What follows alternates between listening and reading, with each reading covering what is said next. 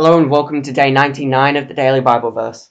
Today's verse is 2 Chronicles chapters 26 to 29. Uzziah, king of Judah. When all the people of Judah took Uzziah, who was 16 years old, and made him king in place of his father Amaziah, he was the one who rebuilt Elath and restored it to Judah after Amaziah rested with his ancestors. Uzziah was 16 years old when he became king, and he reigned in Jerusalem 52 years. His mother's name was Jecholiah. She was from Jerusalem. He did what was right in the eyes of the Lord, just as his father Amaziah had done.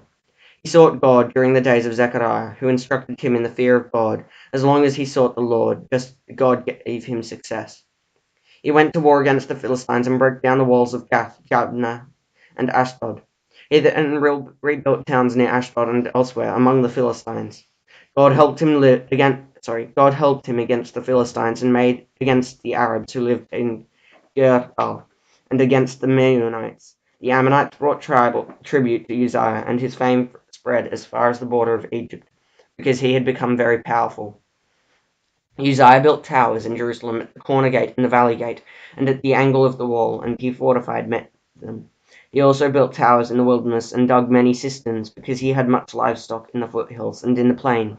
He had people working his fields and vineyards in the hills and in the fertile lands, for he loved the soil.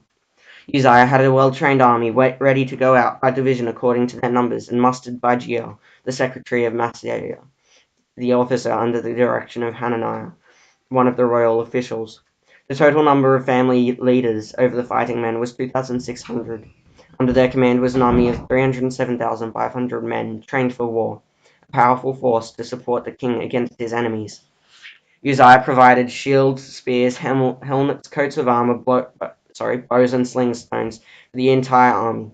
In Jerusalem he made devices invented for use on the towers and on the corner defences, so that the soldiers could shoot arrows and hurl large stones from the walls. His fame spread far and wide, for he was greatly helped until he became powerful. But after Uzziah became powerful, his pride led to his downfall. He was unfaithful to the Lord his God, and entered the temple of the Lord to burn incense on the altar of incense. Azariah the priest with 80 other courageous priests of the Lord followed him in. They confronted King Uzziah and said, "It is not right for you, Uzziah, to burn incense to the Lord. That is for the priests, the descendants of Aaron, who have been consecrated to burn incense. Leave the sanctuary, for you have been unfaithful, and you will not be honored by the Lord God." Uzziah, who had a censer in his hand ready to burn incense, became angry. While he was raging at the priests in their presence before the incense altar of the Lord's temple, leprosy broke out on his forehead.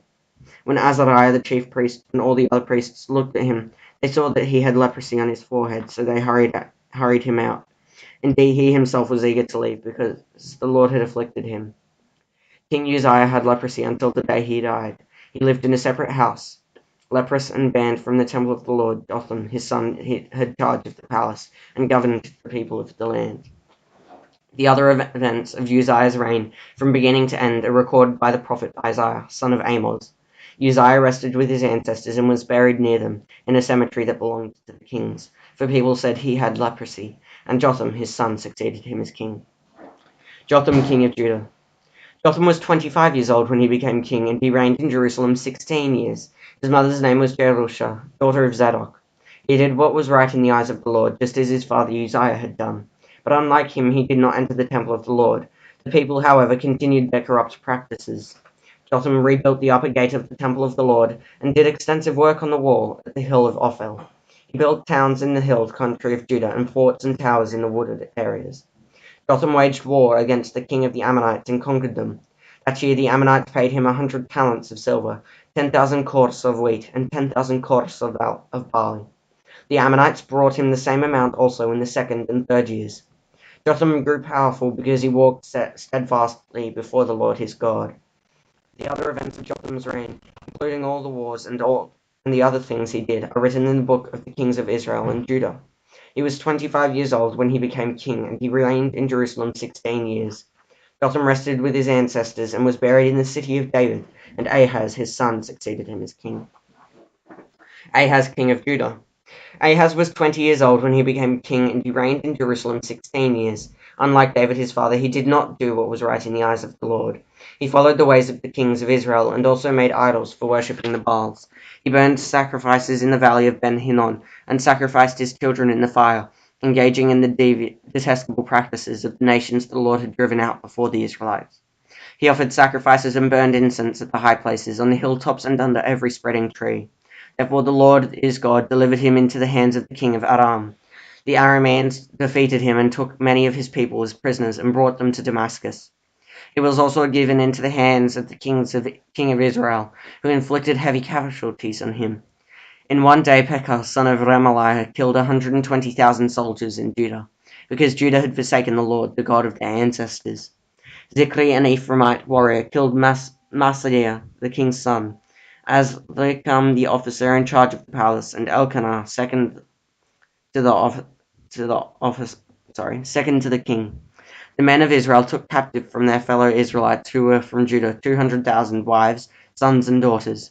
They also took a great deal of plunder, which they carried back to Samaria. But a prophet of the Lord named Oded was there, and he went out to meet the army when it returned to Samaria. He said to them, "Because the Lord, the God of your ancestors, was angry with Judah, he gave them into your hand, but you have slaughtered them in a rage that reaches to heaven. And now you intend to make the men and women of Judah and Jerusalem your slaves. But aren't you women of Judah and Jerusalem, sorry, but aren't you also guilty of sins against the Lord your God? Now listen to me. Send back your fellow Israelites you have taken as prisoners, for the Lord's fierce anger rests on you." And then some of the leaders of Ephraim, Azariah, son of Johanan, Berechiah, and Meshillemith, Jehizikiah, son of Shallum, and Amasa, son of Hadliah, confronted those who were arriving from war.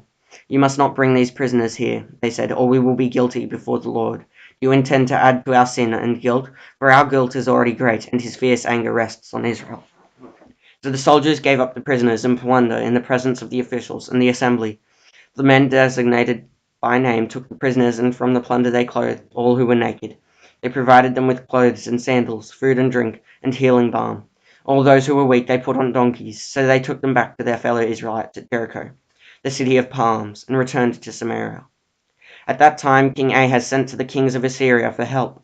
The Edomites had come and attacked Judah and carried away prisoners, while the Philistines had raided towns in the foothills and in the Negev of Judah. They captured and occupied Beth Shemesh, Aijalon, and Gederoth, as well as Sokoh, Timnah, and Gimzo, with their surrounding villages. The Lord had humbled Judah because of Ahaz, king of Israel, for he had promoted wickedness in Judah and had been most unfaithful to the Lord. Tiglath-Pileser, king of Assyria, came to him, but he gave him trouble instead of help. Ahaz took some of the things from the temple of the Lord and from the royal palace and from the officials and presented them to the king of Assyria, but that did not help him. In his time of trouble, King Ahaz became even more unfaithful to the Lord. He offered sacrifices to the gods of Damascus, who had defeated him, for he thought, "Since the gods of the kings of Aram have helped them, I will sacrifice to them, so they will help me." But they were his downfall and the downfall of all Israel. Ahaz gathered together the furnishings from the temple of the Lord and cut them into pieces. He shut the doors of the Lord's temple and set up altars at every street corner in Jerusalem. In every town in Judah he built high places to burn sacrifices to other gods and arouse the anger of the Lord, the God of his ancestors. The other events of his reign and all his ways from beginning to end, are written in the book of the kings of Judah and Israel. Ahaz rested with his ancestors and was buried in the city of Jerusalem, but he was not placed in the tomb of the kings of Israel. And Hezekiah his son succeeded him as king. Hezekiah purifies the temple. Hezekiah was 25 years old when he became king, and he reigned in Jerusalem 29 years. His mother's name was Abijah, daughter of Zechariah. He did what was right in the eyes of the Lord, just as his father David had done. In the first month of the first year of his reign, he opened the doors of the temple of the Lord and repaired them. He brought in the priests and the Levites, assembled them in the square on the east side, and said, "Listen to me, Levites. Consecrate yourselves now and consecrate the temple of the Lord, the God of your ancestors. Remove all defilement from the sanctuary. Our parents were unfaithful. They did evil in the eyes of the Lord, our God, and forsook him. They turned their faces away from the Lord's dwelling place and turned their backs on him. They also shut the doors and the portico and put out the lamps. They did not burn incense or present any burnt offerings at the sanctuary to the God of Israel. Therefore the anger of the Lord has fallen on Judah and Jerusalem. He has made them as an object of dread and horror and scorn. As you can see with your own eyes, this is why our fathers have fallen by the sword, and why our sons and daughters and our wives are in captivity. Now I intend to make a covenant with the Lord, the God of Israel, so that his fierce anger will turn away from us. My sons, do not be negligent now, for the Lord has chosen you to stand before him and serve him, to minister before him and to burn incense.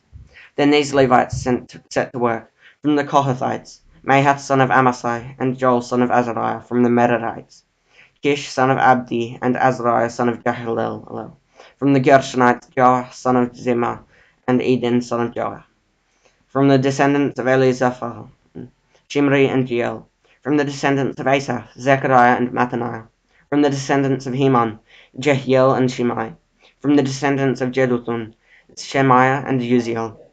When they had assembled their fellow Israelites and consecrated themselves, they went in to purify the temple of the Lord, as the king had ordered. Following the word of the Lord, the priests went into the sanctuary of the Lord to purify it. They brought out to the courtyard of the Lord's temple everything unclean that they found in the temple of the Lord. The Levites took it and carried it out to the Kidron Valley. They began the consecration on the first day of the first month, and by the 8th day of the month they reached the portico of the Lord.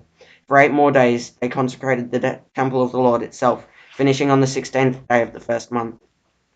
Then they went in to King Hezekiah and reported, "We have purified the entire temple of the Lord, the altar of burnt offerings with all its utensils, and the table for setting out the consecrated bread with all its articles. We have prepared and consecrated all the articles that King Ahaz removed in his unfaithfulness while he was king. They are now in front of the Lord's altar." Early the next morning, King Hezekiah gathered the city officials together and went up to the temple of the Lord. They brought 7 bulls, 7 rams, 7 male lambs, and 7 male goats as a sin offering for the kingdom, for the sanctuary, and for Judah. The king commanded the priests, the descendants of Aaron, to offer these on the altar of the Lord. So they slaughtered the bulls, and the priests took the blood and splashed it against the altar. Next they slaughtered the rams and splashed their blood against the altar. Then they slaughtered the lambs and splashed their blood against the altar. The goats for the sin offering were brought before the king and the assembly, and they laid their hands on them. The priests then slaughtered the goats and presented their blood on the altar for the sin offering, to atone for all Israel, because the king had ordered the burnt offerings and sin offering for all Israel. He stationed the Levites in the temple of the Lord with cymbals, harps, and lyres, in the way prescribed by David and Gad, the king's seer, and Nathan the prophet. This was commanded by the Lord through his prophets, so that the Levites stood ready with David's instruments, and the priests with their trumpets. Hezekiah gave the order to sacrifice the burnt offering on the altar. As the offering began, singing to the Lord began also, accompanied by trumpets and the instruments of King David, king of Israel. The whole assembly bowed and worshipped, while the musicians played and the trumpets sounded. All this continued until the sacrifice of the burnt offering was completed. When the offerings were finished, the king and everyone present with him knelt down and worshipped. King Hezekiah and his officials ordered the Levites to praise the Lord with the words of David and of Asaph the seer. So they sang praises with gladness and bowed down and worshipped. Then Hezekiah said, "You have now dedicated yourselves to the Lord. Come and bring sacrifices and thank offerings to the temple of the Lord." So the assembly brought sacrifices and thank offerings, and all whose hearts were willing brought burnt offerings. The number of burnt offerings the assembly brought was 70 bulls, 100 rams, and 200 male lambs, all of them for burnt offerings to the Lord. The animals consecrated as sacrifices amounted to 600 bulls and 3,000 sheep and goats. The priests, however, were too few to skin all the burnt offerings, so their relatives, the Levites, helped them until the task was finished, and until other priests had been consecrated. The Levites had been more conscientious in consecrating themselves than the priests had been.